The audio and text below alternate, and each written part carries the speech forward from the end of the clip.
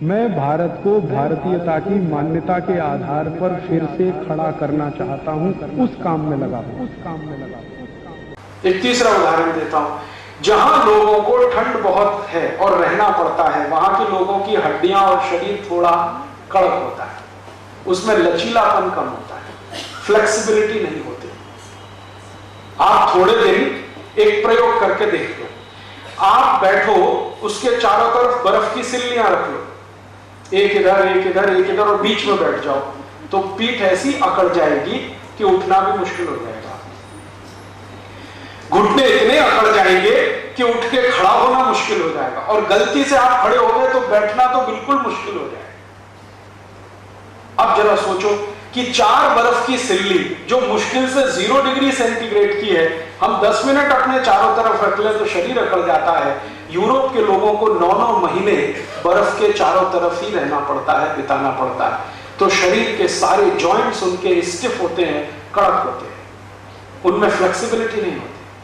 तो वो बेचारे क्या करें, तो ज्यादा उठ बैठ नहीं सकते, तो हर चीज वो ऐसी बनाते हैं जिसमें ज्यादा उठ बैठ नहीं करनी पड़े। जैसे उन्होंने कुर्सी बनाई बैठने के लिए, तो कुर्सी में क्या है, आधा ही बैठना पड़ता है, पूरा नहीं बैठना पड़ता, नहीं तो आलती पालती मार के बैठने को बोल दो तो उनकी जान निकल जाती है। और उन्होंने बैठने के लिए जैसी कुर्सी बनाई है वैसी खाना खाने के लिए बनाई है, वैसी ही टॉयलेट में बनाई है कमोड सीट, क्योंकि वो ज्यादा फ्लेक्सिबल घुटनों वाले नहीं है। अब हमने बिना सोचे समझे उनकी नकल करके अपने घर में भी डाइनिंग टेबल ले आए, हाँ, और हम भी उसी कुर्सी मेज पे बैठ के खाते हैं।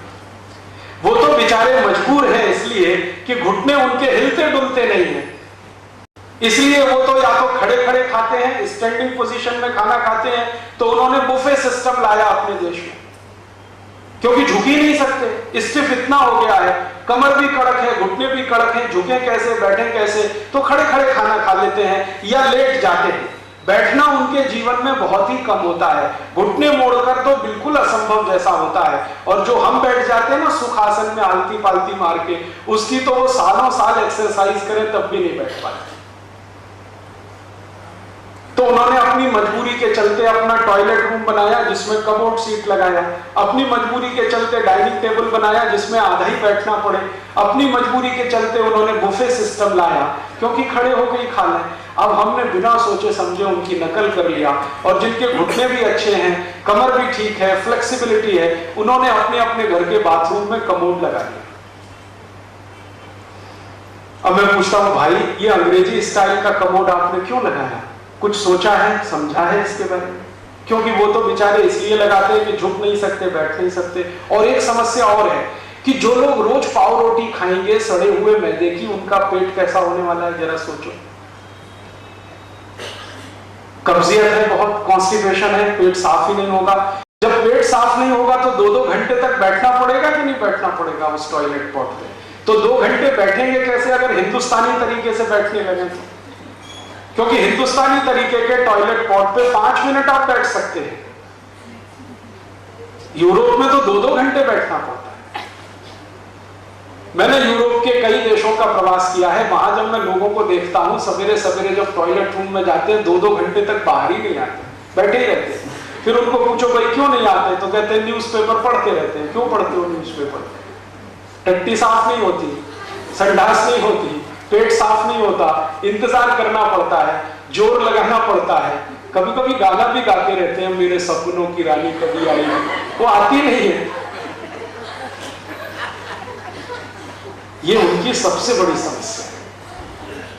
और भारत में क्या है, भारत का खान पीन ऐसा है और सूर्य के प्रकाश से पाचन का तंत्र ऐसा है कि टॉयलेट रूम में 5 मिनट से ज्यादा बैठने की जरूरत नहीं है।